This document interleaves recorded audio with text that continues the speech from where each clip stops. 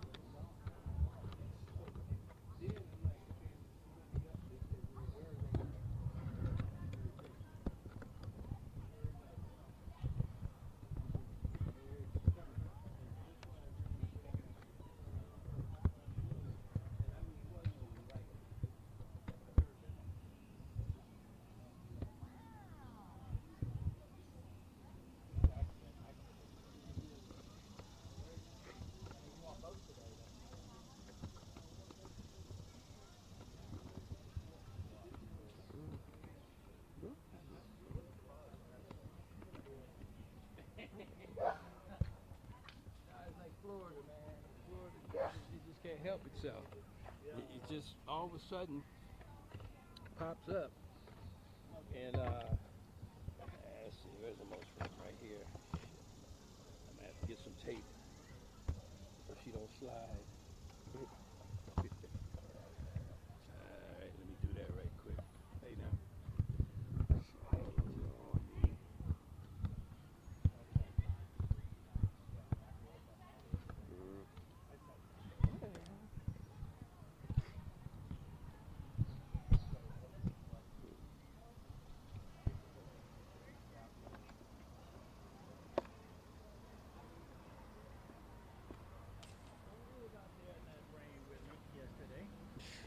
Hey, my reporter was trying so hard to get them to cancel our live shot too, Really? because she did not want to be out there. Yeah. And I was like, man, she's like, you see that lightning?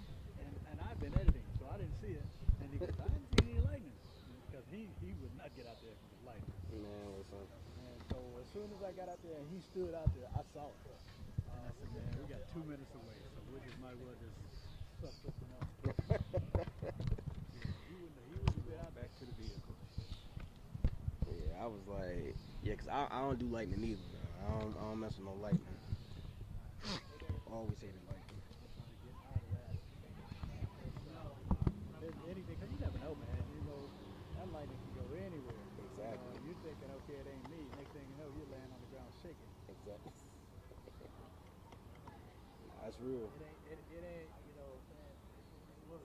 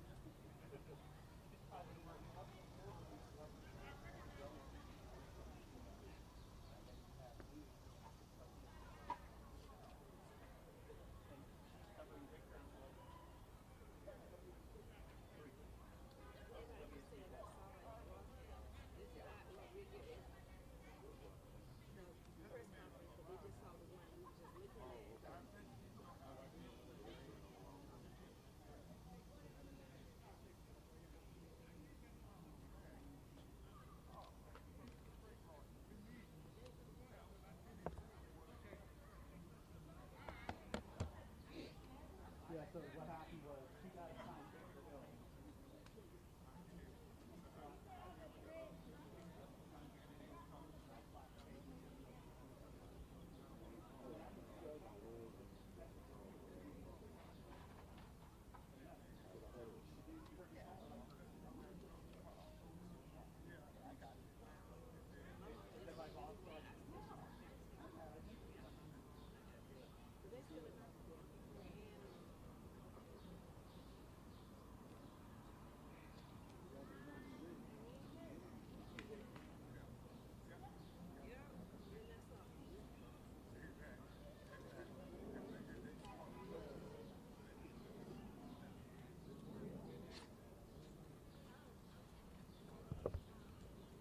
You gonna speak to us? Certainly, if you'd like me to, whatever you want me to say, sir. What as always, just tell me what you have for breakfast. Not enough. But, you know, the day started out great because it's not raining. And I have a next assignment in Fayetteville, Georgia. So that's always interesting going to the south. And hopefully Mother Nature will hold off. What's you taking you to Fayetteville? I have no idea. Feature reporter. A story for our feature reporter. So, but it's always something positive. So that's something to look forward to. You know, when it's something positive, you can't go wrong. Was I clear enough for you, sir? Missing being down the street? I said, you missing being down there? I was there yesterday. Just working there? Well, they had the hearing on Daniel Blackman at Fulton County Oh, Courthouse. I got you. So if I'm at Fulton County Courthouse, like Fulton County Courthouse, Atlanta City Hall, I'm just going to go back to my. No, sit- you're in your I'm at my hub. office. You're in your hub. Yeah. Yeah, because I was with Richard 3 days last week, and man, he sounded like What hell. did you guys cover last week? All these announcements. Oh, okay. Running for lieutenant governor, running for lieutenant governor. Kennedy. I I interviewed Kennedy. Yeah, and what's the other one? He had his thing in Liberty Park. Derek Jackson. Yeah. Oh yeah, we were together. Yeah, you were there. Yeah. Uh-huh. Derek Jackson. Yeah. What was the other one? But Richard wasn't with you. He showed up later. He showed up at the end. He came. I didn't see him. No. Well, he got engaged with somebody in a conversation, and because we were going our separate ways, because I had an appointment, a doctor's appointment, and he's like, "Oh, he left without giving me the card." I said, "Dude, no, that's what Richard. He was talking to somebody." I said, "I got you," and I said, "Give him 2 more minutes, he'll be on the cloud." Nothing's 100% guaranteed anymore, but it does make life easier. Yeah, what's the...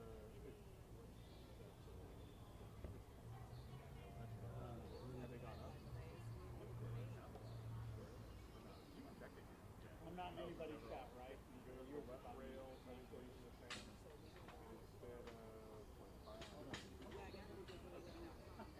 Dude, I was at the Georgia GOP convention. Yeah, it'll show you different, like, Good, right. And the guy looked at me. Luckily, it wasn't an important moment. It was just a speech. But like 30 years, you would think I wouldn't just stand in front of a camera. We were on bleachers. So I got my wisdom teeth out there, 35. I guess they were like really rooted into my jaw. I still have mine. Why do you get yours out? Oh, okay. I need it. Well, that's what I thought. You know what I mean? But I probably could have kept it. How long? How long? Oh, I went to work the next day. But like, still like struggling with my new. You know what I mean? How long did it hurt? Say 35? The age was right there. I regret like how long was it in? It was a good amount, but it wasn't like a definitely keeping a good one. I regret not taking it earlier. I regret taking the one out that didn't necessarily mean. Was he cool? Why? How do you know? Oh, you can notice schools. Oh yeah. It's weird. What do you chew with? The front two. What is it? Front two molars. You know, the ones that front your bite. Yeah. Rest of them. Back ones, I think. So there's nothing there to support. Yeah, but now you. Yeah. Well, different. Gotcha. Right. Underbite or not? It doesn't fit. Yeah, like that. You can chew it.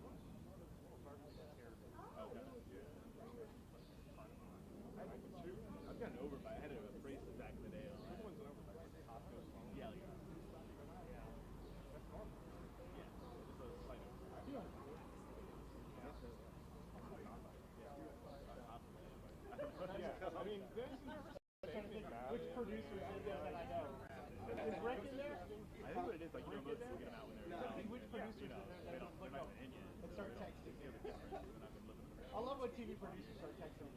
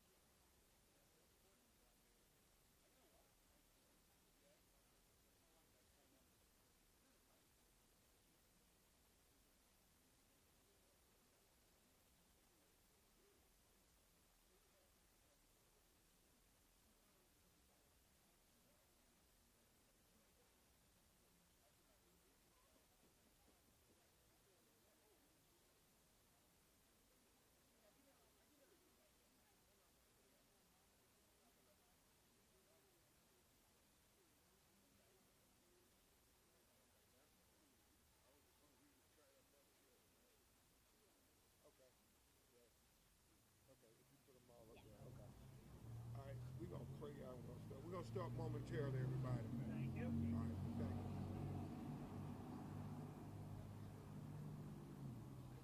Thanks, Lee.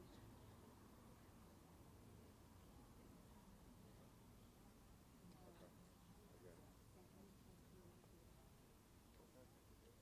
Good night, Dad. Good night, Dad. We gonna ask you to pray. Let's all get together. Everybody, we about to start this off. Let's have a word of prayer before we start. But then there's so we can all touch and agree. Let us pray. Heavenly Father, as we gather today, bless us. We ask that your faith would rain down on us. Lord, we thank you for favor with even those that are opposed. Lord, your word says that the heart of the saints is in your hand, and that you turn it whichever way you will. Lord, we ask that you give your word this body, receive justice. We ask that you send comfort to these families, Lord, and that you will continue to give them hope and that you continue to give them peace. It's in your precious Son, Jesus' name, I pray. Amen. Everybody, we're going to go to the podium and stand behind of Judy so they can see that your loved ones is real and that their lives matter. And this is a real loss. We're going to introduce you all. I will begin and then Attorney Gibson will explain the merits of our losses that we're filing and educate the public. Regina is going to speak. We have Mr. Hall speak, and then we'll take questions. So it's going to be about 20 minutes. Dr. Ross is going to stand with us. We'll be all good, okay? And God is alive.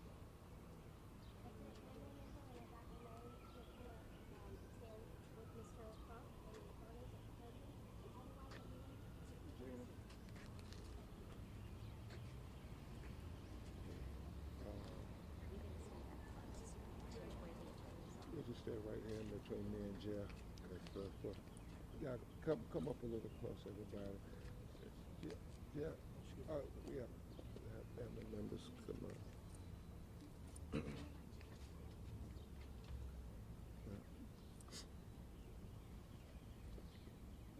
Is everybody set? Good morning.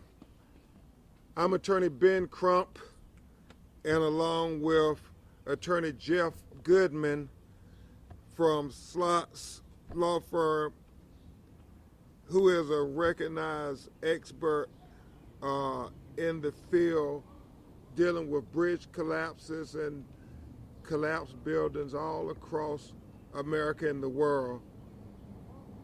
I think it's safe to say the Sachs Law Firm is probably the #1 firm that people call when they want to understand the intricacy and the details of what really happened. And that's why I'm honored to work with Attorney Goodman today. Also, he has a couple of his colleagues with him, Attorney Sam Dardick and Attorney Jordan Howell, who have been working with our litigation directors, Attorney Natalie Jackson and Attorney Paul Grinke. And we have our Atlanta Managing Director, Attorney Lisa Park, who's based here in Georgia. So it's a whole team of lawyers because this is an important case for many reasons. For all Georgians who trust that the bridges, the docks, the support systems are going to keep them secure, that they won't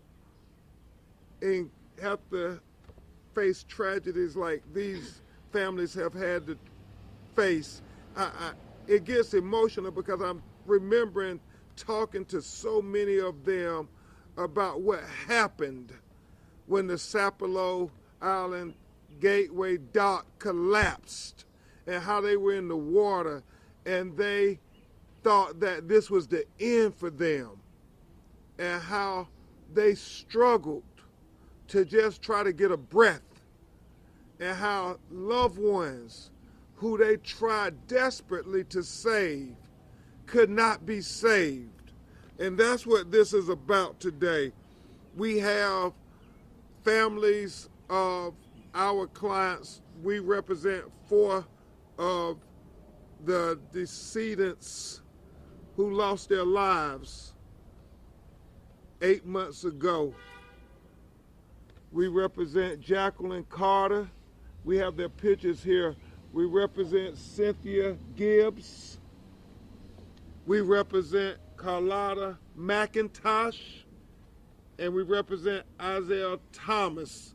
Their families are all still heartbroken. They're still having nightmares constantly about that day. With October 23rd, when October 19th, when they went in the water. They are still having nightmares about that day. And so we have Miss Regina Hall, who you will hear from. It's going to be very emotional because they're still living this. They're not like Lisa and Jeff. They didn't go to law school to be trained to deal with situations like this. This is real for her. I mean, her uncle, he lived with them. He was a vital part of their family. And the fact that they were in that water together, holding on, she would tell you the story in graphic detail as why we're here today. What she says is far more important than what I say, what Attorney Goodman says, because she is telling you why the safety rules matter. And when people put profit over safety, you have the traumatic loss like she and her cousins Jeff Thomas had. Michael Winston, Isaiah was their father.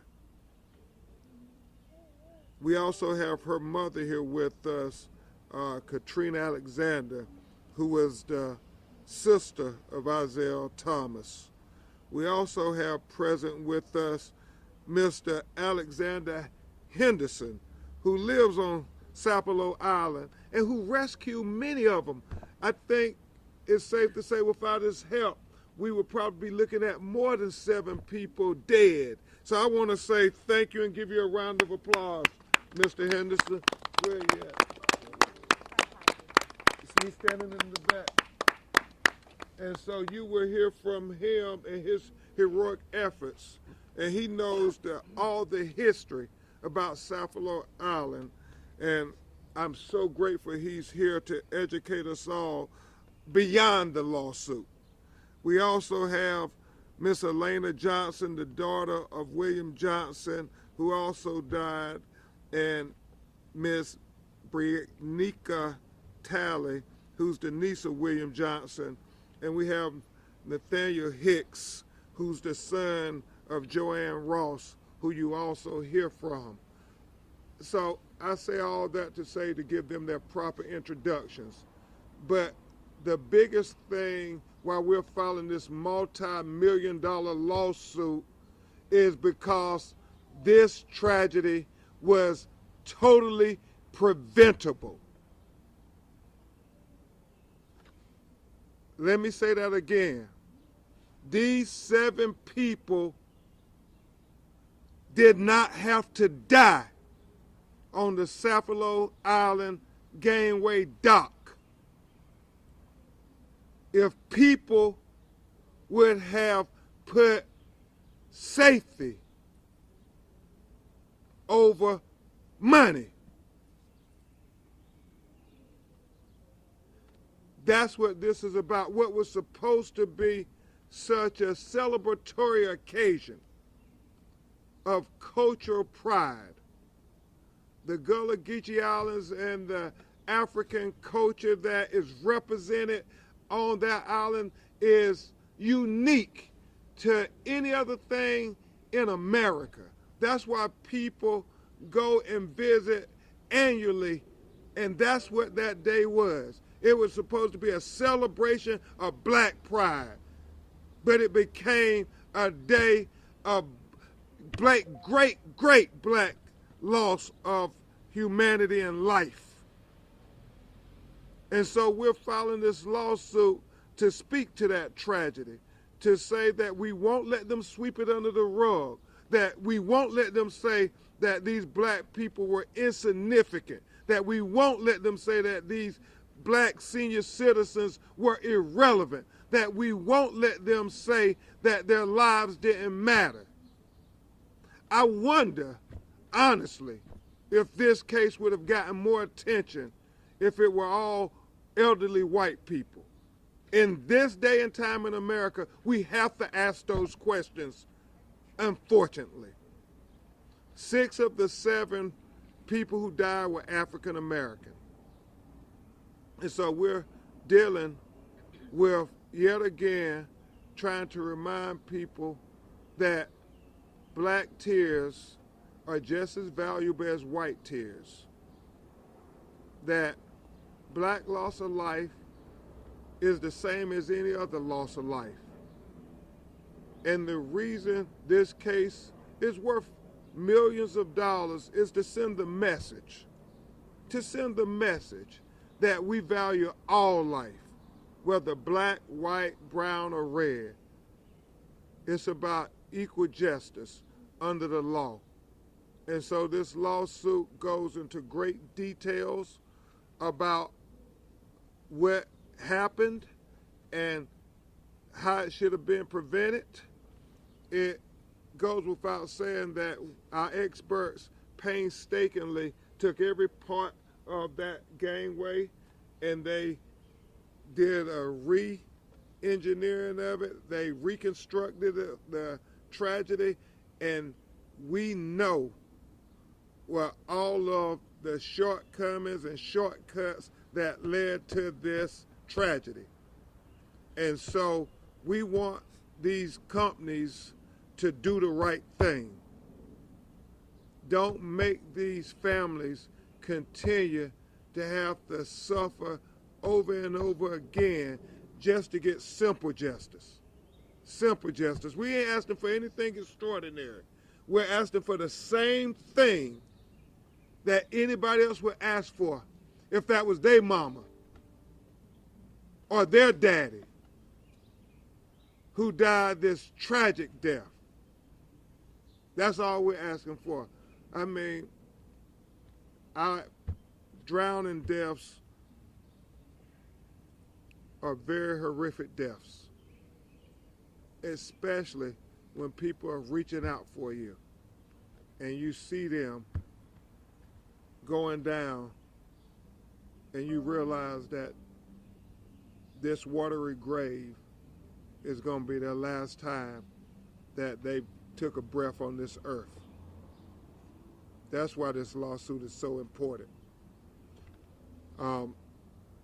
With that, I am proud to introduce you to my co-counsel, Attorney Jeff Goodman, who's going to talk about the merits of this very important lawsuit filed here today in the state of Georgia on these hallowed grounds at the Martin Luther King Center. Attorney Goodman. Thank you, Attorney Crump, and thank you, everyone, for being here today. My name is Jeff Goodman, and I'm going to walk through some of the details from today's filing. Today's filing was a step towards justice for the victims and a step towards accountability for the design, engineering, and construction firms that caused this tragedy. Each and every day, we all count on design, engineering, and construction firms to keep us safe. We count on them to make sure our buildings don't crumble, our bridges don't collapse, our staircases don't give way. To make this gangway safe, simple things needed to be done. To make this gangway safe, it needed to be designed properly. It needed to be engineered, and it needed to be constructed according to basic standards. To make this gangway safe, there was a requirement, a basic engineering requirement, that it needs to hold 100 pounds per square foot. That's engineering 101. This gangway was designed to hold less than 1/3 of that. Attorney Crump spoke about how we've had experts take apart the gangway, reconstruct the gangway, model the gangway, and what that has proven with clarity is that this gangway was capable of supporting less than 1/3 of what it needed to. This tragedy was not just preventable, it was inevitable. It wasn't a matter of if this gangway would collapse, it was a matter of when this gangway would collapse. And the failures happened at the design level, at the engineering level, and at the construction level. And that is why the lawsuit that has been filed seeks to hold those design, engineering, and construction professionals accountable for this senseless and unnecessary loss of life.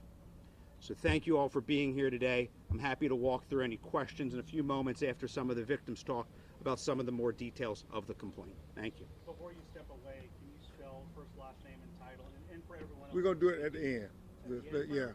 Yeah. Only the family members who talk. We don't want to keep them waiting. They've been through enough. Thank you so much, Attorney Goodman.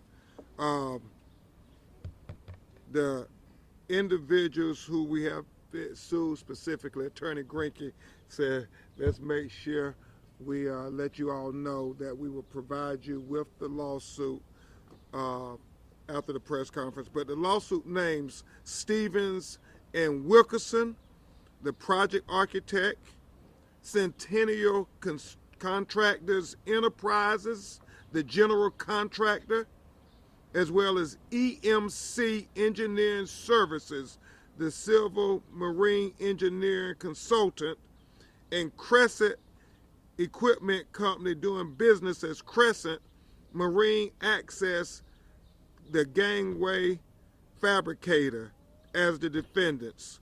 This suit alleges a wide range of professional negligence and engineering failures that led to the collapse, and it's ongoing. There may be other defendants. We're going to let the evidence lead us. We're going to let the evidence, because we would imagine some people are going to say they're more culpable than me. And so we may glean other important things as we go through this litigation. And that was very important to talk about the technical stuff. But this tragic, fatal disaster is not technical. It's emotional and real. It's not just technical. It is heart-wrenchingly painful. You're going to hear now from Miss Regina Hall, who was in the water. Oh, I'm sorry, Miss Regina Brinson, who was in the water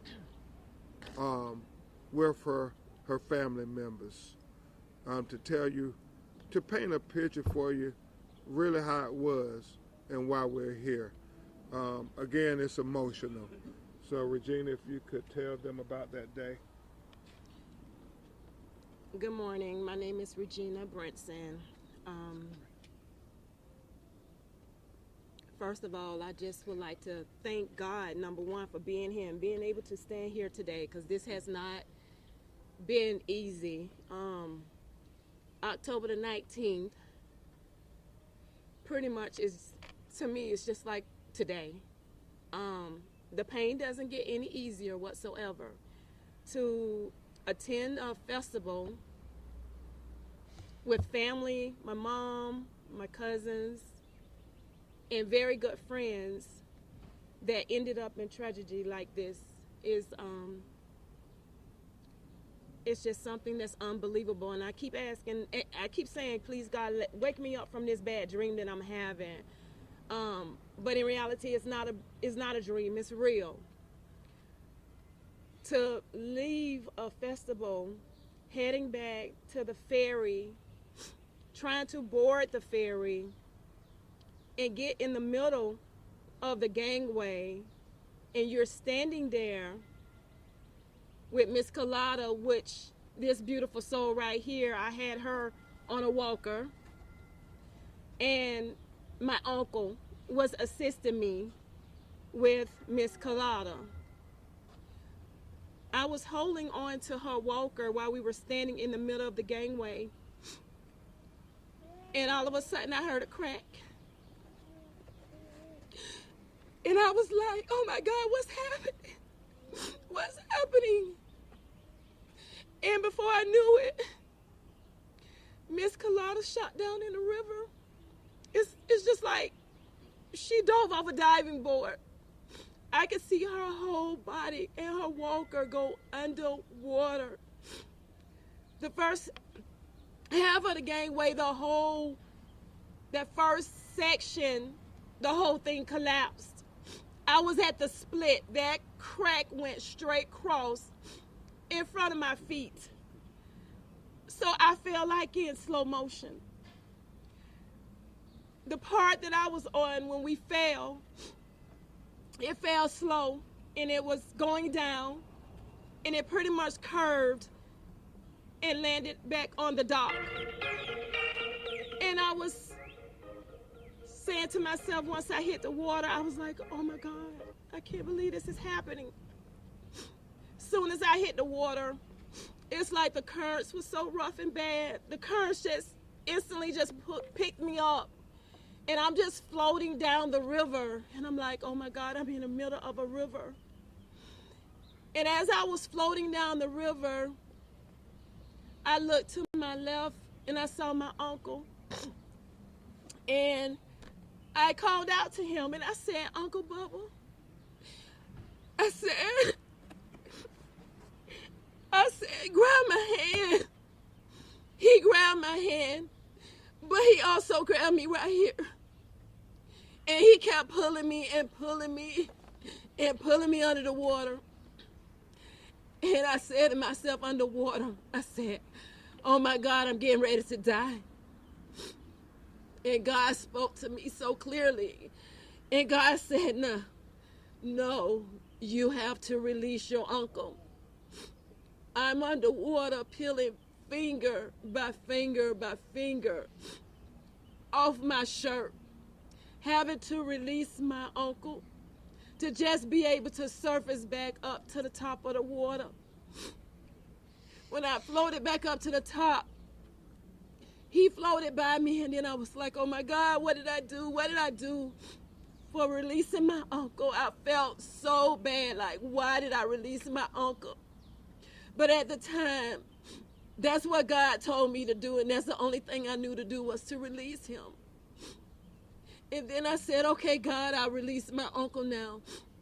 I still have to get to land. Land was not close to me at all, and I can't swim. But I knew enough to possibly save my life, and that's what I did.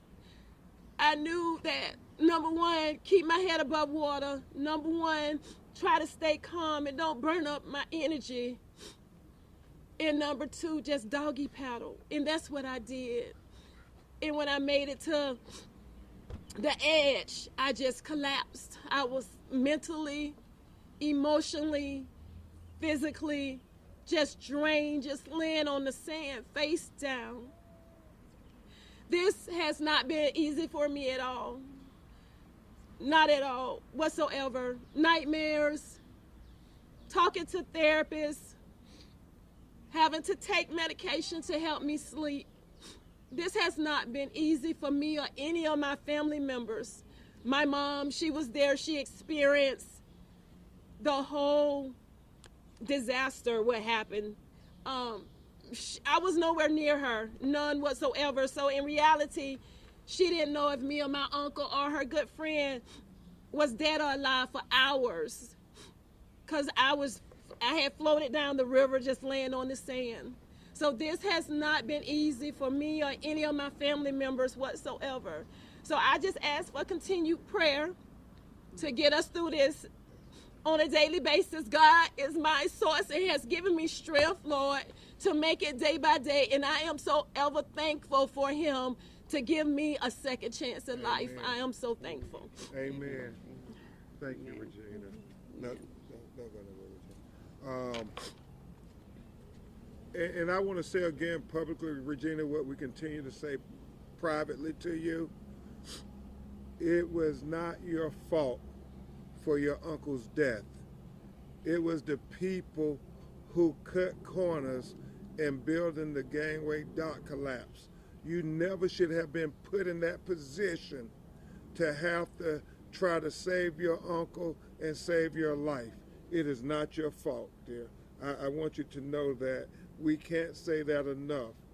It is not your fault for your uncle or Miss Collada, who I know was like a family member also. Yes. And before you leave, I just want to have your mother say a word about how it was in the minutes and hours after they desperately were searching and could not find you and her brother and her dear friend Collada. Miss Katrina. Hello, everyone. That particular day, we all went to have fun, October the 19th, real early that morning, and we arrived pretty early. And on the way back, my friend Annette Hill and I had just stepped off the gangway. It could have been she and I also. We didn't hear anything break. We just heard screaming. People were just hollering. And when I turned around, I was just, what am I seeing? I couldn't believe what I was seeing. It was like I was in shock for a second. I stood there. I saw the people clinging to the deck, trying to hold on and crying and screaming. And finally it dawned on me, where's Regina? Where's Regina? And I kept looking to see if she would wave at me from afar over on the other side of the deck, the other deck on the other side. And we didn't see Regina, and we kept looking and looking. No Regina. And I said, oh my God, oh my God. Oh my God. Please, please, God. I pleaded with him for about 2 hours. Save Regina, save Regina. My Lord. And then he spoke to me and he said, what about your brother? Just like that, out of the day. He said, what about your brother? What about Collada? I said, oh my God, please forgive me. Please, please forgive me. I forgot about them. Please forgive me, Lord. Please save them all. Save everybody. Please. He'll speak to you if you listen. And he spoke to me because at a moment I could only think about my child. He was my brother and I loved him dearly. And I loved Kalala dearly, but the first thing came was she was a part of me. And for 2 hours, I stood crying, weeping. Please, God, please, please save Regina, Isaiah, and all the rest. Please save them all, Lord. 2 hours. Because I got a call, and I thought it was a scam call because I get a lot of those. And they were trying to call me and tell me they had Regina, but that was about 2 hours later. Still, my brother and Collada had not been found. It was later on that night, by first dark, before we actually knew that they was deceased. God is too wise to make a mistake, even though we missed them very dearly, very dearly. And I just want to thank Ben Crump and his team for everything they have been doing to help us. God bless you. God bless you, Miss Katrina. We continue to lift you up in prayer every day as we fight on this journey. Thank you, Regina. Thank you all for telling your reality. Now we will hear from Mr. Hall, who was a hero of, not of sorts, he was an actual hero that day. Oh, go, Mr. Hall. Okay. Mr. Hall, why don't you tell your story about everything that happened that day? I'd like to start this by saying that our family members of Sapelo Island, as the descendants of the enslaved of Thomas Spalding, send our sincere condolences, heartfelt regrets on what has happened in this tragedy on October 19th. It's changed all of our lives.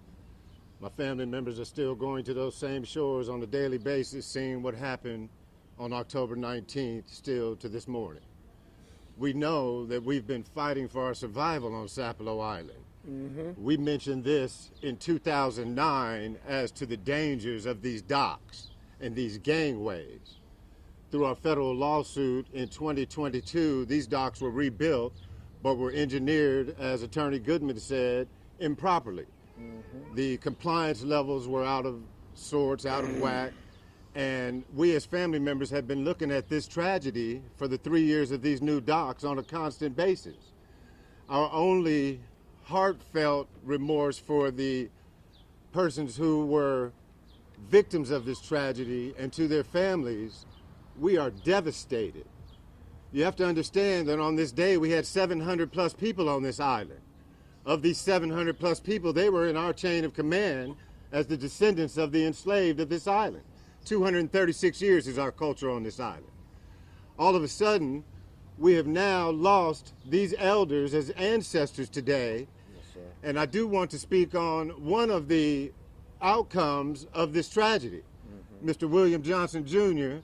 was 73 years old, the youngest of the victims. Mm-hmm. His family has since come back to the island, and with their help of Dr. Tanisha Talley, has decided to create what's known as a resilience hub. Amen. This is an emergency management response system that says not only can this never happen again, but more protections are put in place for our visitors of this island, of our people, so that our chain of command has no possibility of this happening to anyone visiting us. Yes. We love these people that we've lost. Yes, we knew these people that we lost. A good deal of them our family members knew from Jacksonville, Florida. So we wouldn't want you to think that just people we're talking about in the open. We're talking about people that we care about and will respect in their honor until the collapse of Sapelo Island itself centuries from now. Thank you. Thank you, Mr. Hall. Thank you, sir. Thank you very much. The last speaker we're going to hear from is Mr. Nathaniel Hicks, who lives, whose mother also suffered terrible injuries. We represent 30 people besides the 4 who died, and those victims who all went in the water, many of them suffered serious lifelong injuries like broken hips, broken ankles, and remember, these were elderly citizens. Again, my name is Nathaniel Hicks Jr. I am the son of Joanne Ross. She was one of the victims this horrific day. I'd like to first just start out by saying, giving my condolences on behalf of my mother and myself for those families that lost their loved ones. You are always in our prayers. I'm thankful that we had an outcome where my mother is still here. Amen. But her testimony was that she was standing on that gangway, standing on that platform. She was standing on that platform, and she had no expectation of danger. When all of a sudden she heard a crack, and the next thing you know, she was under the water. My mother cannot swim, but she is a God-fearing woman, and her prayer was in the middle of the ocean was, God save me. And somehow she was being, and I don't know if there was a video of those people that were in the water and how fast they were moving outward, that the current was very strong. And so she was being swept outward, but somehow she started being swept more closer toward the land. There was another young lady who we call an angel. Her name is Erica Blocker LeCount. She also went down in the water, but when she got out, she's a younger lady. She made it her business to focus on my mother, and so she went back. She braved the sides of the water, and she was able to reach out and grab my mother and pull her in. My mother sustained an injury to her ankle where it was snapped in half. She's now walking, and we thank God for that. And I should probably more clearly say she's hobbling, but we're thankful for whatever God allows. Amen. And so that day was horrific. Again, there was no expectation of danger when any of them stepped on that platform, and this has to be addressed. And we thank Mr. Crump. Thank you and your team for being here to help us out. And so we thank you, and blessings to all of you. Thank you, Mr. Yes, sir. Hicks. We continue to pray for your mother Thank and everybody who suffered that day. So we will try to take some of your questions now, if you have any. Yes, ma'am. Thank you for being here. Just technical question on the lawsuit. Why was it filed in Gwinnett County? And then also wanted to know how come you're not suing the Georgia Department of Natural Resources, which operates the dock? Well, I'll let Jeff go first, and then I say a word. So the lawsuit was brought in Gwinnett County. That is where Centennial Construction, the general contractor of the project, is based. Centennial is right in the middle of what went wrong in this tragedy. As the general contractor, they made a promise to the state of Georgia when they took on this job that they would do it safely, that they would do it within standards, and they broke that promise. So Centennial Construction, who is in Gwinnett County, is very much at the center of this case. It's one of the reasons the case is in Gwinnett County. As far as the state of Georgia, as Attorney Crump mentioned, we are early in the process. Filing a complaint is an important step in the process, but it is by no means the only step in the process. Our investigation continues, and as we continue, if there are other parties that need to be added, they will be added. But as of now, the lawsuit filed is against the dock fabricator, the engineer, the architect, and the general contractor. Yeah. And just to answer your question plainly, our experts reconstructed the tragedy, and these are the people who we have determined are the most responsible for this fatal disaster. That's why we sued these individuals.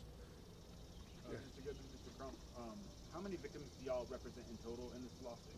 We represent 30 our firms, 4 of them deceased. And then, and several of them are still in rehabilitation because they had broken hips and so forth. So it's an ongoing struggle. So combined over 30 people? Yes. And then does this raise questions about other gangways in Georgia? It absolutely does. Crescent, the dock manufacturer, this is not the only gangway that they had issues with. The engineers that so flagrantly dropped the ball here, this is not the only project that they are engineers for. Stevens and Wilkinson, the architect, who also had a responsibility to make sure that the calculations were done, that they were done right. This is a large multinational firm, and when they can drop the ball so flagrantly on one project, it absolutely raises questions about every one of their projects. Is there an amount on, I haven't seen the filing, is there an amount on this lawsuit? There's not. We know it's going to be multi-millions of dollars for the losses that were suffered. You heard Regina's testimony, Katrina's testimony. I mean, you have over 30 people who went in that water who all thought that was the end. I mean, just imagine for a moment if you were on a gangway getting onto a ferry, it collapsed, and you go into the water and you can't swim, and you say, oh God, is this how it's going to end? And what is that worth? And so that's why we know it's a multi-million-dollar lawsuit. Any other questions? If not, we'll give you the spellings of the names. Attorney Goodman. Jeffrey Goodman, Jeffrey Goodman. I'm a partner at the law firm of Saltz, Mongoluzzi, Bendesky, SALTZMONGELUZZI BENDESKY. That's why you didn't go through the whole firm's. Thank you. But they really are top notch in this area of law. Nobody better. Attorney Ben Crump Law, Attorney Liza Park, LIZA PARK, Regina, if you and your mother. Regina Brinson, REGINA Katrina Alexander. Katrina is spelled KATRENA ALEXANDER. Mr. Hall. That's Reginald, REGINALD, Hall, HALL. Okay. And Mr. Hicks. Nathaniel Hicks Jr., NATHANIEL, Hicks, HICKS, Jr., JR, period. And if you want a copy of the lawsuit, reach out to press@bencrump.com and we'll get it for you. If you have any other questions in the future for Attorney Goodman or Attorney Park, myself, just reach out to press@bencrump.com, and we want to keep you updated. We don't want this to be forgotten about. Thank you all. Thank you.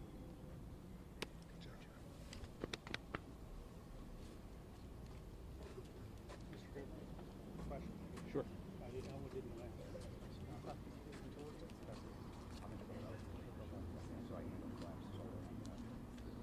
So maybe this may be a question more for Attorney Park, because we have the new package. You won't. Why is that? And I don't know why. We don't see any. And I'm not quoting the record on this. Sure, absolutely. Not much right. Oh, okay. So this happened before. Yeah. Because I thought about it. This is the first major suit. But, okay. So it's got one of the Georgia lawyers comment on it. I didn't think